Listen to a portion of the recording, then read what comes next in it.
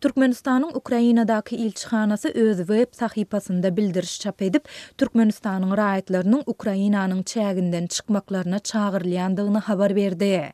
16 oktýabrda köpçülüge el ýeterli bolan bu bildiriş 17 oktýabrda ilçihananyň web sahypasyndan ýitirim boldy.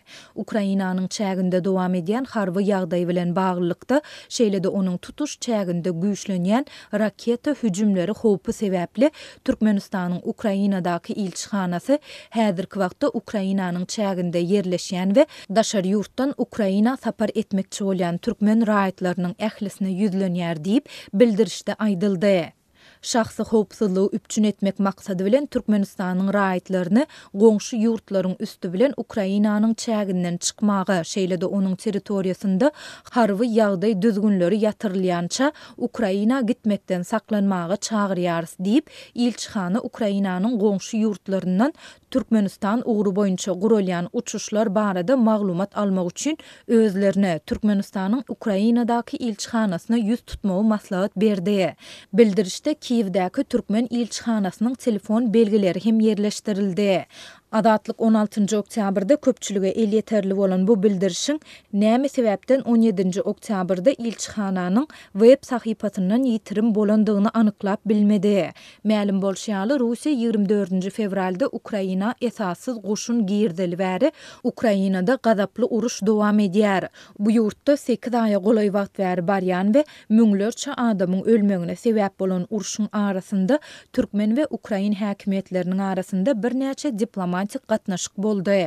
Türkmenistanyň prezidenti Serdar Berdimuhammedow 24 awgustda Ukrainanyň garaşsyzlyk güni münasibetli prezident Volodymyr Zelenska berk jan saglyk, bagtyarlyk Ukrain halkyna bolsa durnukluk we rowaçlyk arzu etdi. Prezident bu gutlagynda uruş we parahaçylyk ýaly sözleri agzamady. Şu aýyň 10-unda döwlet medeniýeti Ukrainada barýan uruşy agzamazdan Ukrainanyň Türkmenistandaky ilçisi bilen geçiren interwýusyny çap etdi.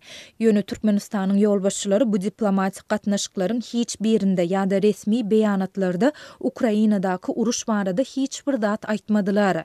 Türkmen medeniýeti hem adatça bolşýaly bu uruş hakynda hiç bir habar çap etmeýär.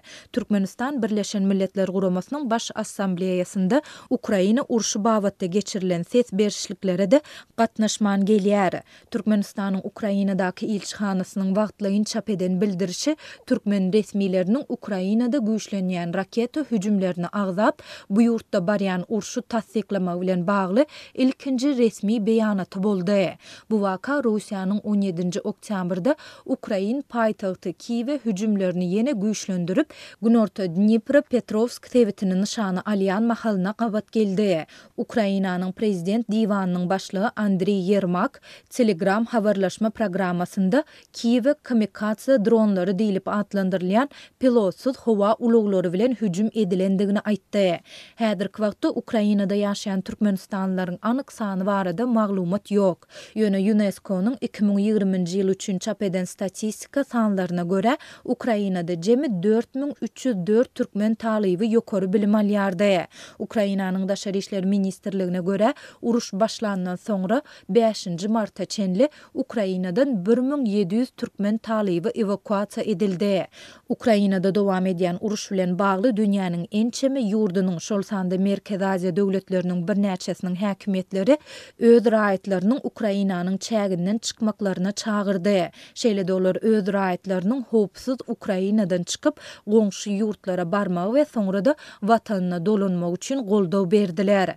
Şol bir wagtda uruşyň başlamagynyň ýa-da Kiýewdäki türkmen ilçihanasynyň öz raýatlarynyň evakuasiýasyna ýeterlik ýardam bermeýändigi barada habarlaryň arasynda 28 fevralda Ukrainada galan türkmen raýatlary Türkiýanyň A Haber telekanalyna interwýu berip, türk häkimetlerinden şol sanda Prezident Recep Tayyip Erdoğan'dan kömek soradylar.